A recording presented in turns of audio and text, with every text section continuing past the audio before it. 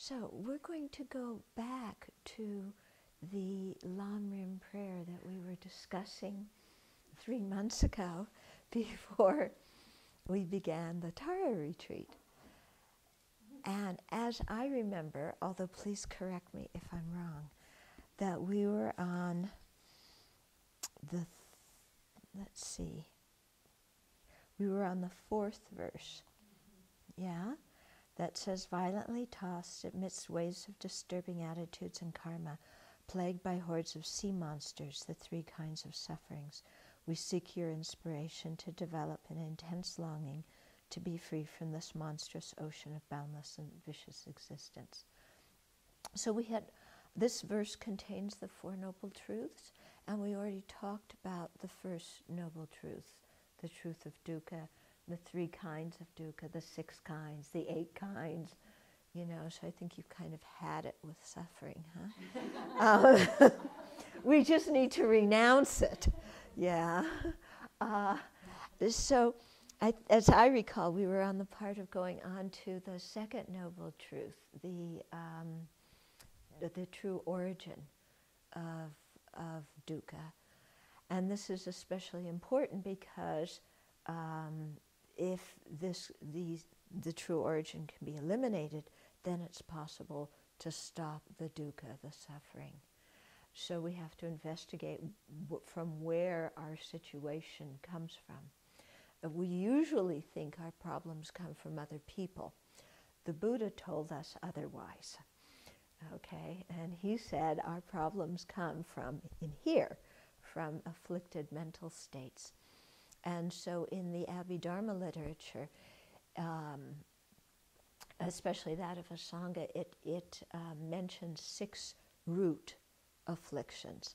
These same 6 in the Pali tradition are called underlying tendencies, yeah? But in the Sanskrit tradition, at least for Asanga, they are the root ones, so they're big. Okay, so we have our favorite attachment, okay? Our next favorite is anger, okay? The one that kind of sets the stage, ignorance, okay? Then doubt, so we get a little bit peppery and, you know, anxious sometimes.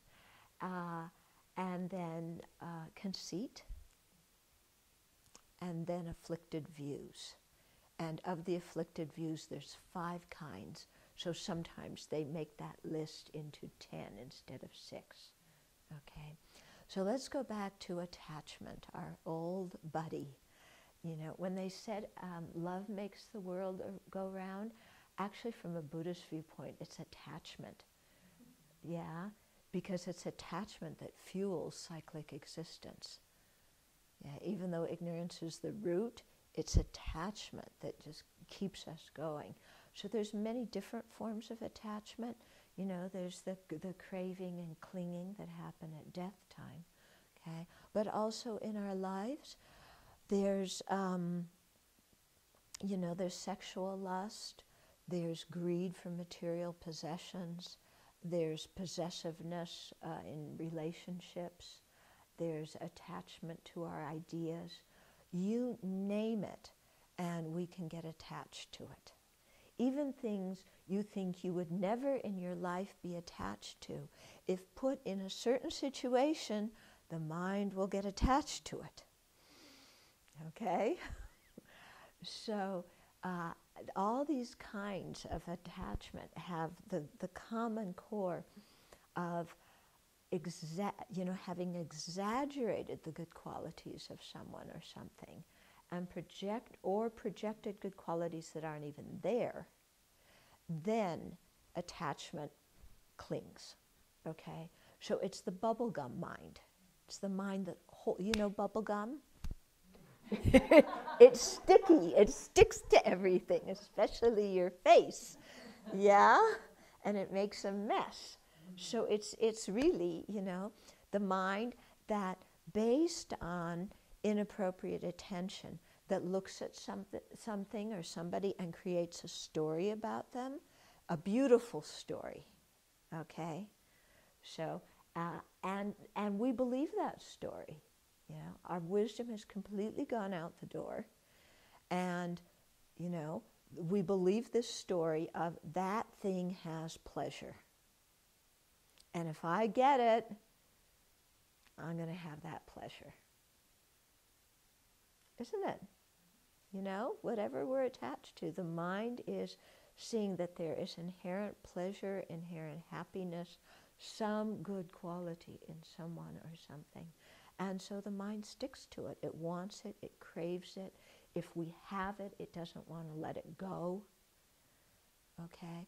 So this is the mind that is obsessed. So on the big scale, it's obsessed. It starts out small. Yeah. But then we build it up until the mind, it's like, I have to have this. I absolutely have to have this. So we no longer discriminate between what are actual needs and what are wants, because the mind is stuck in, I have to have it, because it's fabricated this story that we believe, and it's a total hallucination. And so it's very difficult to recognize the attachment often, because we feel good when we're attached. We've made this beautiful story, and you know, if I have this or when I have this, I feel good. So who wants to give it up? It appears like there's absolutely no disadvantages to this mental state. The only possible disadvantage is we can't get what we want, or we can't hang on to it. But we just brush that aside, thinking this time I'll definitely get out what I want, and forget about impermanence. I'm going to be able to hang on to it for all eternity. I mean, you can see how when attachment is active in the mind, intelligence is gone. Yeah? Because there's so much exaggeration in there. And then, of course, the attachment leads to a lot of pain and dissatisfaction when we can't get what we want, when we get it and it's not as good as we thought it was going to be, when we get it and then we lose it, when we get it and we got it illegally, or it's something that really isn't such a nice thing to have, but we're attached to it anyway, then we feel guilt and we feel ashamed. So there's, you know, all sorts of messes that occur because of this bubblegum, sticky, gorilla glue mind. Okay? So we have to be, you know, really attentive and try and catch it, and try and face it when it comes.